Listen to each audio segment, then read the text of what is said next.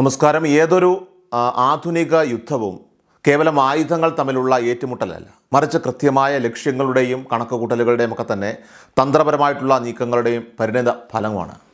പശ്ചിമേഷ്യയിൽ നിലവിൽ രൂപപ്പെട്ടു വരുന്ന സംഘർഷാവസ്ഥയെ പരിശോധിക്കുമ്പോൾ അമേരിക്കയുടെയും ഇസ്രയേലിൻ്റെയും തന്ത്രങ്ങൾ ഒരേ ബിന്ദുവിൽ സംഗമിച്ചതാണ് ഈ യുദ്ധത്തിൻ്റെ തുടക്കമെന്ന് കാണാൻ സാധിക്കും. ഇറാനെ സൈനികമായിട്ടും രാഷ്ട്രീയമായും തകർക്കുക എന്ന ലക്ഷ്യത്തോടെ രൂപപ്പെടുത്തിയ ഈ പദ്ധതികൾക്ക് പിന്നിൽ ദീർഘകാലത്തെ ആസൂത്രണം ഉണ്ടായിരുന്നു. എന്നാൽ യുദ്ധക്കളത്തിലെ യാഥാർത്ഥ്യങ്ങൾ പലപ്പോഴും കടലാസിലെ കണക്കുകൂട്ടലുകളേക്കാൾ സങ്കീർണമാണെന്ന് കാലം തെളിയിക്കുന്നു.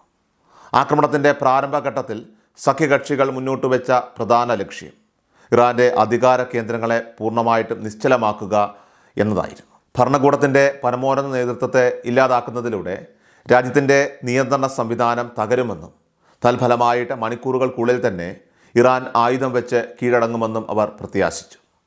ഒരു രാജ്യത്തിൻ്റെ നട്ടെല്ല് ഒടിക്കുന്നതിന് സമാനമായിട്ടുള്ള ഈ നീക്കം വിജയിച്ചിരുന്നെങ്കിൽ പശ്ചിമേഷ്യയുടെ ഭൂപടം തന്നെ മാറുമായിരുന്നു.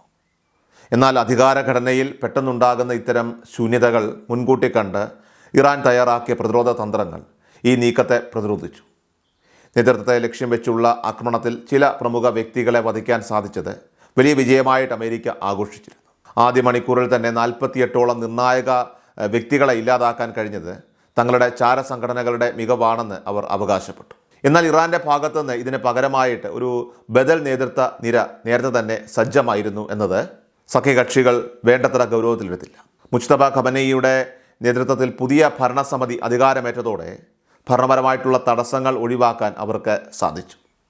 സൈനിക തലപ്പത്തും അതുപോലെ തന്നെ IRGC പോലെയുള്ള പ്രധാന വിങ്ങിൻ്റെ നേതൃത്വത്തിലും മിന്നൽ വേഗത്തിൽ മാറ്റങ്ങൾ വരുത്താൻ ഇറാന് സാധിച്ചു. ഒരു കമാൻഡർ കൊല്ലപ്പെടുമ്പോൾ ആ സ്ഥാനത്തേക്ക് വരാൻ ഒന്നിലധികം ആളുകളെ മുൻകൂട്ടി നിശ്ചയിച്ചു കൊണ്ടുള്ള ഈ ചെയിൻ ഓഫ് കമാൻഡ് രീതി അത് സഖ്യകക്ഷികളുടെ കണക്കുകൂട്ടലുകൾ തെറ്റിച്ചു. അധികാരം വികേന്ദ്രീകരിക്കപ്പെട്ടതും താഴെത്തട്ടിലുള്ള ഉദ്യോഗസ്ഥർക്ക് പോലും സ്വതന്ത്രമായിട്ടുള്ള തീരുമാനങ്ങൾ എടുക്കാനായിട്ട് അനുവാദം നൽകിയതും ഇറാൻ്റെ പ്രതിരോധ ശേഷി വർദ്ധിപ്പിച്ചു. ഇത് യുദ്ധം പെട്ടെന്ന് അവസാനിക്കുമെന്ന അമേരിക്കൻ മോഹങ്ങൾക്ക് തിരിച്ചടിയായി മാറി. ഇറാൻ്റെ മിസൈൽ ശേഷിയായിരുന്നു സഖ്യകക്ഷികൾ ഭയപ്പെട്ടിരുന്ന മറ്റൊരു പ്രധാന ഘടകം. ഇറാൻ്റെ പക്കലുള്ള അത്യാധുനിക മിസൈലുകൾ പൂർണ്ണമായി നശിപ്പിച്ചുവെന്ന് മുൻ അമേരിക്കൻ പ്രസിഡന്റ് ഡൊണാൾഡ് ട്രംപ് അവകാശവാദം ഉന്നയിച്ചിരുന്നു. എന്നാൽ ഈ ഒരു പ്രസ്താവന വന്ന് 24 മണിക്കൂർ തികയുന്നതിന് മുൻപ് തന്നെ ഇറാൻ ഇതിന് മറുപടിയും നൽകി. തങ്ങളുടെ പക്കൽ ഇനിയും പ്രകടശേഷിയുള്ള മിസൈലുകൾ ഉണ്ടെന്ന് തെളിയിക്കുന്നതിനായിട്ട് തന്ത്രപ്രധാനമായിട്ടുള്ള 2 ദൂരപരിധി ലക്ഷ്യങ്ങളിലേക്ക് അവർ മിസൈലുകൾ തൊടുത്തുവിടുകയാണ് ഉണ്ടായത്. ഇതിലേറ്റവും ശ്രദ്ധേയമായത് ഇന്ത്യൻ ഓഷ്യൻ മേഖലയിലെ ഡിഗോ ഗാർഷിയ താവളത്തിന് നേരെ ഉണ്ടായ നീക്കമായിരുന്നു. ഏതാണ്ട് 4000 കിലോമീറ്ററോളം ദൂരപരിധിയിലുള്ള ബാലിസ്റ്റിക് മിസൈലുകൾ ഉപയോഗിച്ചാണ് ഇറാൻ ഈ ഒരു ദൗത്യം നിർവഹിച്ചത്. ചാഗോസ് ദ്വീപ് സമൂഹത്തിലെ ഈ ചെറിയ ഭൂപ്രദേശം അമേരിക്കയുടെയും ബ്രിട്ടൻ്റെയും സംയുക്ത സൈനിക താവളമാണ്. ഏഷ്യൻ രാജ്യങ്ങളിൽ നിന്നുള്ള ആക്രമണ പരിധിക്കപ്പുറമാണ് ഈ ദ്വീപ് എന്നതായിരുന്നു അമേരിക്കയുടെ ഒരു അഹങ്കാരം. എന്നാൽ ഇറാൻ്റെ മിസൈലുകൾ ഈ ദൂരം മറികടന്നത് ലോകരാജ്യങ്ങളെപ്പോലും അമ്പരപ്പിച്ചു. ഡിഗോ ഗാർഷിയയിലെ താവളത്തിൽ അമേരിക്കയുടെ അത്യാധുനിക B-2 സ്റ്റെൽത്ത് ബോംബറുകളും F-35 യുദ്ധവിമാനങ്ങളും സജ്ജമാണ്. ഏഷ്യൻ മേഖലയിലെ ഏത് സൈനിക ഓപ്പറേഷനും നിയന്ത്രിക്കുന്ന ഈ താവളം ഇറാൻ്റെ പ്രഹരപരിധിയിലാണെന്ന് വന്നതോടുകൂടി അമേരിക്കയുടെ പ്രതിരോധ കവചത്തിൽ വിള്ളൽ വീണിരിക്കുകയാണ്. തൊടുത്തുവിട്ട മിസൈലുകൾ ലക്ഷ്യസ്ഥാനത്ത് നേരിട്ട് നാശനഷ്ടങ്ങൾ വരുത്തിയില്ലെങ്കിലും അത്രയും ദൂരത്തേക്ക് വളരെ കൃത്യതയോടുകൂടി മിസൈൽ അയക്കാനുള്ള ഇറാൻ്റെ സാങ്കേതിക ശേഷി അമേരിക്കയെ ഗൗരവകരമായിട്ടുള്ള പുനർചിന്തയ്ക്ക് പ്രേരിപ്പിച്ചിരിക്കുകയാണ്. തെക്ക് ഭാഗത്തേക്ക് മാത്രമല്ല പടിഞ്ഞാറൻ ദിശയിലേക്കും ഇറാൻ്റെ മിസൈലുകൾ പായുകയുണ്ടായി. ഇസ്രയേലിലെ അതീവ സുരക്ഷയുള്ള ഡിമോണ ആണവ നിലയത്തെ ലക്ഷ്യമാക്കിയതായിരുന്നു ആ ഒരു നീക്കം. നെജേവ് മരുഭൂമിയിൽ സ്ഥിതി ചെയ്യുന്ന ഈ ആണവ കേന്ദ്രം ഇസ്രയേലിൻ്റെ പ്രതിരോധത്തിലെ ഏറ്റവും നിർണായകമായിട്ടുള്ള ഒന്നാണ്. ഡിമോണയിലേക്കും അതിനടുത്തുള്ള അറാദ് നഗരത്തിലേക്കും മിസൈലുകൾ പതിച്ചതോടെ ഇസ്രയേലിൻ്റെ വ്യോമ പ്രതിരോധ സംവിധാനമായിട്ടുള്ള അയൺ ഡോമിന് പോലും ഈ മിസൈലുകളെയും തടയാനായിട്ട് കഴിഞ്ഞില്ല എന്ന സത്യം വെളിവാക്കപ്പെട്ടു. ഡിമോണയിലെ മിസൈൽ പതനം ഇസ്രയേലിൽ വലിയ തോതിലുള്ള പരിഭ്രാന്തി സൃഷ്ടിക്കുകയുണ്ടായി. 100-ലധികം പേർക്ക് പരിക്കേറ്റതായിട്ടും ചില മരണങ്ങൾ റിപ്പോർട്ട് ചെയ്യപ്പെട്ടതായിട്ടും വിവരങ്ങളൊക്കെ തന്നെ പുറത്തു വരുന്നുണ്ട്. പാശ്ചാത്യ മാധ്യമങ്ങളും ഇസ്രയേലിൻ്റെ കർശനമായിട്ടുള്ള സെൻസർഷിപ്പ് നിയമങ്ങളുമൊക്കെ തന്നെ ഇത്തരം വിവരങ്ങൾ പുറം ലോകം അറിയുന്നത് തടയാനായിട്ട് ശ്രമിക്കുന്നുണ്ടെങ്കിലും ആക്രമണം നടന്നതായിട്ട് ഇസ്രായേൽ തന്നെ പിന്നീട് സ്ഥിരീകരിച്ചു. ഭാഗ്യവശാൽ ആണവ നിലയത്തിന് കേടുപാടുകൾ സംഭവിക്കാത്തതിനാൽ തന്നെ വലിയൊരു ദുരന്തം ഒഴിവാകുകയായിരുന്നു. ഇറാൻ്റെ ആണവ നിലയങ്ങൾക്ക് നേരെ സഖ്യകക്ഷികൾ നടത്തിയ ആക്രമണങ്ങളും ഇവിടെ പ്രധാന ചർച്ചാ വിഷയമാണ്. നദാൻസ് ഉൾപ്പെടെയുള്ള കേന്ദ്രങ്ങളിൽ പലതവണ വ്യോമാക്രമണങ്ങളൊക്കെ തന്നെ നടന്നിട്ടുണ്ട്. ഇറാൻ്റെ ആണവ പദ്ധതികളെ എന്നേക്കുമായിട്ട് തകർക്കുക എന്നതായിരുന്നു ഇതിൻ്റെ പ്രധാന ലക്ഷ്യം. എന്നാൽ സാങ്കേതികവിദ്യ കൈവശമുള്ള ഒരു രാജ്യത്തെ കേവലം ബോംബിങ്ങിലൂടെ പിന്തിരിപ്പിക്കാനായിട്ട് കഴിയില്ല എന്നതാണ് വസ്തുത. ഒരിക്കൽ ആക്രമിക്കപ്പെട്ട നിലയങ്ങൾ വീണ്ടും പ്രവർത്തന സജ്ജമാക്കാൻ ഇറാന് കഴിയുന്നുവെന്നത് അവരുടെ സാങ്കേതിക വൈദഗ്ധ്യത്തിൻ്റെ തെളിവാണ്. യുറേനിയം സമ്പുഷ്ടീകരണവുമായി ബന്ധപ്പെട്ട തർക്കമാണ് ഈ സംഘർഷങ്ങളുടെ കാതൽ.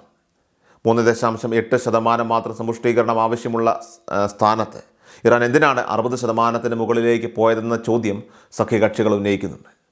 ഇത് 90%-ലെത്തിയാൽ അണുബോംബ് നിർമ്മാണം സാധ്യമാകും. ഉപരോധങ്ങൾ കൊണ്ട് ഇറാൻ്റെ ഈ നീക്കത്തെ തടയാനായിട്ട് ശ്രമിക്കുമ്പോഴും സുരക്ഷാ കാരണങ്ങളാലാണ് തങ്ങൾ ഈ പാത തിരഞ്ഞെടുക്കുന്നതെന്നാണ് ഇറാൻ്റെ ഔദ്യോഗിക നിലപാട്. ഹോർമുസ് കടലിടുക്കിൻ്റെ നിയന്ത്രണം സംബന്ധിച്ചും വലിയ തർക്കങ്ങൾ നിലനിൽക്കുന്നുണ്ട്.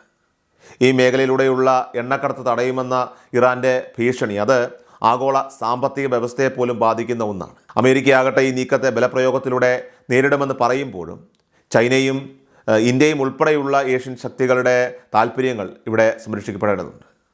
ഹോർമുസിലെ സമാധാനം ഉറപ്പാക്കേണ്ടത് അത് കേവലം അമേരിക്കയുടെ മാത്രമല്ല, ലോകരാജ്യങ്ങളുടെ മുഴുവൻ ആവശ്യമായി ഇപ്പോൾ മാറിയിരിക്കുകയാണ്. നിലവിലത്തെ സാഹചര്യത്തിൽ സൈനിക വിജയം എന്നത് ഒരു അവകാശവാദം മാത്രമായിട്ട് അവശേഷിക്കുന്നു. ലക്ഷ്യങ്ങൾ പൂർത്തീകരിച്ചു എന്ന് അമേരിക്ക പറയുന്നതിനിടയിലും ഇവിടെ ഗ്രൗണ്ട് റിയാലിറ്റി വ്യത്യസ്തമാണ്. അതായത് ഏകപക്ഷീയമായിട്ടുള്ള പിന്മാറ്റത്തിന് സഖ്യകക്ഷികൾ തയ്യാറായാൽ പോലും ഇറാൻ മുന്നോട്ട് വയ്ക്കുന്ന ഉപാധികൾ അംഗീകരിക്കാൻ അവരെ സംബന്ധിച്ച് പ്രയാസകരമായിരിക്കും. കാരണം ഈ യുദ്ധത്തിൻ്റെ നാശനഷ്ടങ്ങൾക്ക് പരിഹാരവും ഭാവിയിൽ ആക്രമണം ഉണ്ടാവില്ലെന്ന ഉറപ്പുമാണ് ഇറാൻ ഇവിടെ ആവശ്യപ്പെടുന്നത്. ഇത് നയതന്ത്രപരമായിട്ടുള്ള ഒരു വലിയ പ്രതിസന്ധിയാണ് സൃഷ്ടിക്കുന്നത്. നയതന്ത്രം അവസാനിക്കുന്നിടത്ത് യുദ്ധം തുടങ്ങുന്നുവെന്നുള്ള പ്രശസ്തമായിട്ടുള്ള വാചകം ഇവിടെ തിരുത്തി എഴുതേണ്ടി വരികയാണ്. പശ്ചിമേഷ്യയിൽ ഇനി സമാധാനം ഉണ്ടാകണമെങ്കിൽ യുദ്ധം അവസാനിക്കുന്നിടത്ത് നയതന്ത്രം തുടങ്ങണം.